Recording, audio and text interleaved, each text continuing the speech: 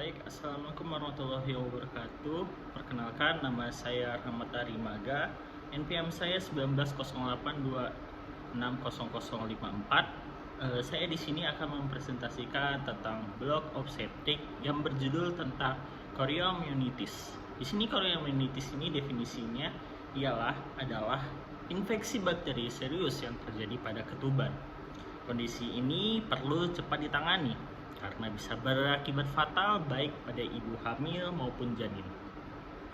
Sehingga ketuban yang ada di dalam ini sangat berperan penting dalam proses pertumbuhan untuk perkembangan janin.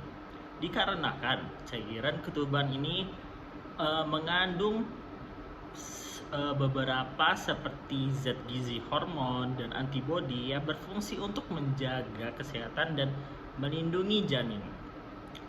Untuk patogenesis chorioamnionitis ini, dia adalah rute yang paling umum terjadi pada infeksi ascendant dari saluran genital bagian bawah. Dikarenakan invasi ascendant flora vaginal dan cervical melalui kanal cervix, tetapi dapat juga terjadi melalui penyebaran hematogen akibat bakteremia maternal dan kontaminasi Caitas amnion akibat tindakan invasif.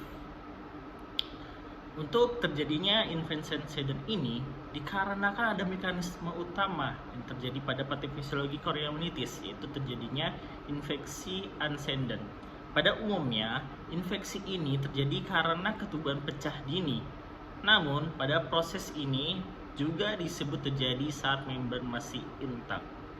Adapun untuk etiologi chorioamnionitis ini adalah infeksi bakterial. Bakteri-bakteri yang menyebabkan chorioamnionitis ini antara lain ialah bakteri anaerob Mycoplasma pneumonia, dan juga bisa terjadi bakteri anaerob itu berupa Gordonella vaginalis dan Bacteroides.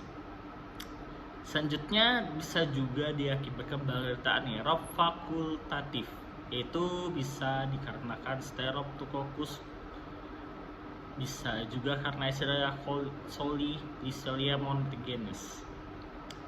Selain itu, ada beberapa chorioamnionitis juga dapat disebabkan oleh Candida dan Candida albicans. Untuk etiologi ini sendiri bisa kita jumpai beberapa gejala. Gejalanya seperti bisa terjadi demam, detak jantungnya akan menimbulkan cepat, nyeri pada bagian rahim, dan juga bisa mengeluarkan cairan dari vagina yang berwarna keruh dan berbau tidak sedap. Juga bisa terjadi berkeringat dingin.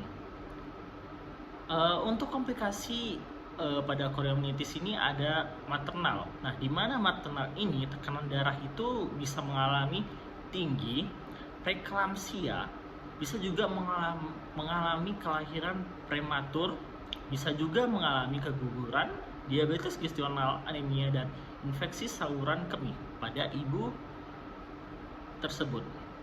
Selanjutnya komplikasi neonatal. Di sini diakibatkan karena akibat chorioamnionitis ini meliputi kelahiran prematur.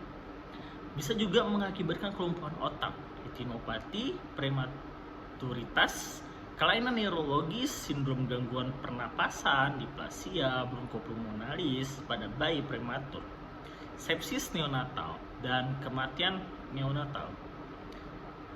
Untuk chorioamnionitis ini kita harus memeriksa berupa penunjang, itu baik secara mikrobiologis. Di situ kita akan menilai atau melihat hasil kultur daripada mikroba dari cairan atau kulit pada tubuh pasien yang terkena. Selanjutnya kita bisa juga menggunakan secara histologis dan patologis. Nah, ini kita harus pemeriksaan mikrobis ini dari plasenta berupa infiltrasi granulosit akut ke dalam rongga rahim atau pada jaringan janin tersebut. Di dalam pemeriksaan mikrobiologis ini nanti akan ada dihasilkan melalui hasil kultur mikroba dari cairan atau kulit ketuban pada pasien. Nah, di dalam pemeriksaan ini kita akan melanjutkan pada tata laksana. Pada tata laksana penanganan pasien di sini kita akan mengasihnya ampicillin yaitu secara 2 gram intravena dalam 4 kali sehari. Bisa juga kita ditambah dan gentamicin loading dose 2 mg per kilogram berat badan. Intravena dilanjutkan dengan dosis 1,5 mg per kilogram berat badan itu sebanyak 3 kali sehari atau tanpa loading dose dengan dosis 5 mg kilogram per berat badan. Intravena sekali sehari. Bisa juga kita kasih dengan regimen untuk yang pasien yang alergi dengan penisilin. Bisa kita kasih dengan cefazolin 2 gram intravena 3 kali sehari ditambah gentamicin loading dose 2 mg kilogram berat badan intravena. Ini akan dilanjutkan dengan dosis 1,5 mg kilogram berat badan 3 kali sehari atau tanpa loading dose dengan dosis 5 mg intravena sekali per sehari. Untuk ada beberapa pasien yang pernah menjalani operasi seksual sesar, ini kita akan menambahkan 1 dosis tambahan dari regimen yang digunakan serta tambahan clindamycin 900 mg intravena atau metronidazole 500 mg intravena setidaknya untuk 1 kali pemberian.